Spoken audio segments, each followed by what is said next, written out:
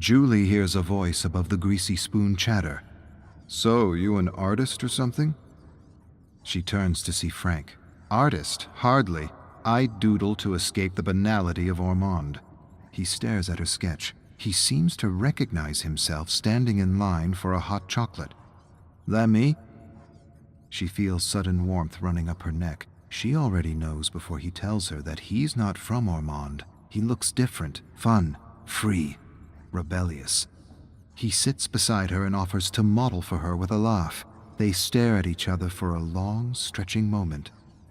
She decides to invite this charming stranger to a party she's throwing at her house for a friend who just got fired. Joey can't seem to keep a job. With a laugh, he says, "Joey sounds normal. You know how much programming it takes to get a human being to accept the whole 8-hour-a-day routine?" He continues ranting about how school isn't education but brainwashing. If it were real education, if it were true education, the core subjects would be philosophy and critical thinking. Julie laughs and knows her friends are going to love this iconoclast. She certainly does. She didn't stop thinking about him since she first saw him. Now she hopes he shows up at her party. His rant stuck with her, and she spent a few hours researching how education was corrupted to meet the demands of the Industrial Revolution. Conveyor belt education for assembly line jobs. Nothing has changed for the last 100 years, only the products. Frank shows up with drugs and drinks, party treats. Julie introduces him to her best friends, Joey and Susie. They talk favorite foods, slasher movies, and killers all night. Julie amazes Frank with her profound knowledge of serial killers as she leads him to her bedroom and shows him her scrapbooks filled with pictures and clippings of famous murderers. Everyone leaves or passes out while Julie and Frank discuss murder and mayhem, trying to one-up each other with details and trivia. Julie wins with a story of the abandoned cabin where the soldiers of Mayhem hang out, plan, and wreak havoc on the unsuspecting sheep of Ormond. Frank laughs and calls bullshit on the story. No such thing as the soldiers of Mayhem. He read enough about Ormond to know that nothing of the sort happened at the resort cabin, nothing but bad business and bankruptcy. Julie laughs. "This story, Frankie, happens in the future." She grabs a black felt marker and writes "Soldiers of Mayhem" on his white shirt. He smirks. "I like the idea, but I hate the name." Julie shrugs. "It's a work in progress." Julie feels alive with Frank. More than alive, complete. At first she thought he was an iconoclast rebel, but soon realized he just liked to argue and push buttons for fun.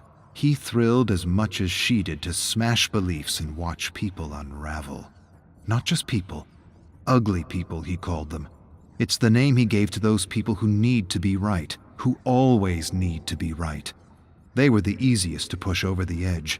Ormond was full of them, ugly people, entitled preps and politicians who would turn blue in the face if you challenged any of their beliefs. Julie hands Frank a ski mask. He gives her a curious look. "Tonight we all play a game. Whoever steals the most car emblems wins." Frank smirks. "Wins what?" She approaches Frank and whispers, "Whatever the winner wants." Frank quickly puts on his ski mask and rushes into the snow-covered streets of Ormond, searching for cars. More than love, more than passion, Julie feels Frank as her spiritual twin. She spent the whole night confiding her darkest desires to him, how she often wondered what it would be like to set fire to the entire town. Frank leans forward and tells her she can do anything she wants. She just has to know what she wants and build an image of herself doing what she wants in her mind.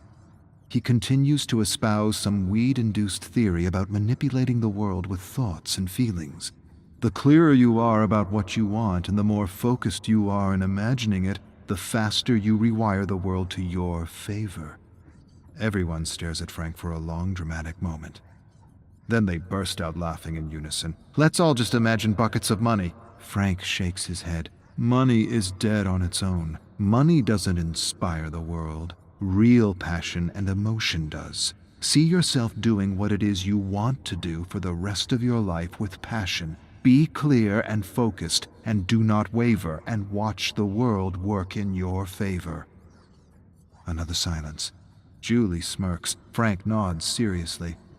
She closes her eyes and imagines herself and her friends turning Armand into their personal playpen. She opens her eyes. Julie and Frank wait for Joey and Susie at the old abandoned cabin. Of course, it had to be the cabin, the only exciting place in Ormond. Julie looks at the place. It needs some love. Joey and Susie are out messing with the sheep of Ormond as usual. They soon enter with a bunch of stop signs and laugh about the accidents they caused. No one dead, but some serious injuries, 6 to be precise. They snap some pictures to capture the moment. Joey then tells them he got a new job at the local hardware store. They all make bets on how long he'll keep this job. Julie appraises the space and has an idea. She'll decorate the walls with the emblems they pulled off the cars of Ormond. Everyone likes the idea. Joey adds he wants to hang the stop signs on the wall. Inspired by the small traffic accidents Joey and Susie engineered, Julie suggests another name for their little gang: the Marauders of Mayhem. Frank shakes his head and his eyebrows frown. Too tough on the tongue. Joey disagrees. "I love it." All eyes turn to Susie. She shrugs. "I agree with Frank. It's a mouthful." Julie and Susie enter the hardware store. Joey wants them to be quick. The owner will be back in 10 minutes. Frank tells him to stop panicking. They grab supplies for the cabin: paint, brushes, masks. A snow globe captures Frank's eyes. Joey tells him to leave it, says it's his boss's collector globe, the first snow globe for tourists when Ormond became a popular getaway for snowboarders and skiers. Frank scoffs and takes the globe anyway. Julie stares at Joey and shrugs. Whatever. The globe gives her an idea. She grabs a few generic Ormond globes for a personal project. The cabin is almost ready. Some finishing touches required, and Frank and Susie are hitting a few homes for supplies: toasters, pans, cutlery, TV, computer, linen, anything to make their refuge a little cozier. Julie stays behind refashioning generic Ormond globes with scenes of mayhem. Frank approaches her. "Can I have one of those?" She hands him a globe with 4 stick figures setting a snowman on fire. He says it should be a real person. Julie feels offended. He didn't see the detail. It is. Frank scrutinizes the globe and sees a stick man embedded in the fake snow. Nice. Julie imagines something crazy. In her mind's eye, she imagines herself killing someone with her friends. She has no other image, and no doubt, it's more than an image of a first kill. It's an image of her in a newspaper clipping. She makes Ormond exciting again with a series of murders. Her phone startles her. She answers. She hears his voice, and Frank tells her to meet him at the Ormond Majestic Theater. Why? What's playing? He doesn't answer. She gets in her second-hand sedan and drives through the blinding snowstorm to the theater. He graciously opens the door, helps her out. Joey and Susie are standing by the theater holding empty gas containers. Frank hands her a match. "Please, do the honors." She strikes the match, watches the flame ignite strong, then it dwindles in the cold wind. Before it extinguishes, she flicks the burning match at the theater. A moment later, a massive fire erupts in the blinding snow. She stares at Frank, at the fire, at Joey and Susie, and she has this sudden crazy thought that Frank is right. Somehow the world is conspiring in her favor.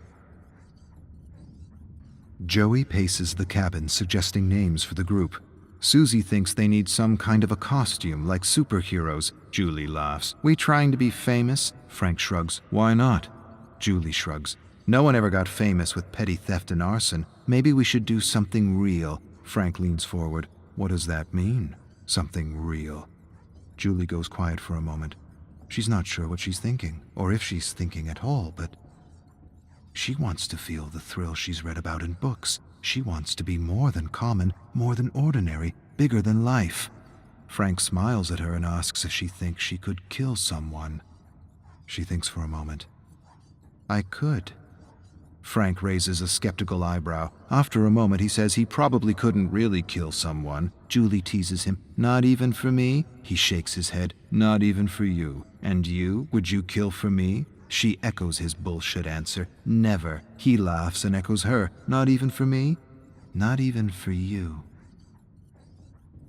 Frank won the bet, and he's collecting. Joey didn't last a month at the new job. The owner accused him of stealing a chocolate bar, and now he paces the cabin hysterical. Of all the things, a chocolate bar he claims he never stole. The injustice of it all. Julie suggests payback.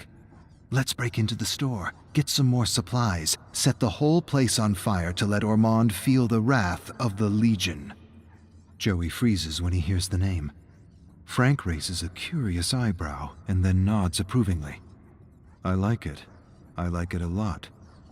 She throws them generic masks. Plain, bland, unimpressive. The only thing we need now is a proper mask.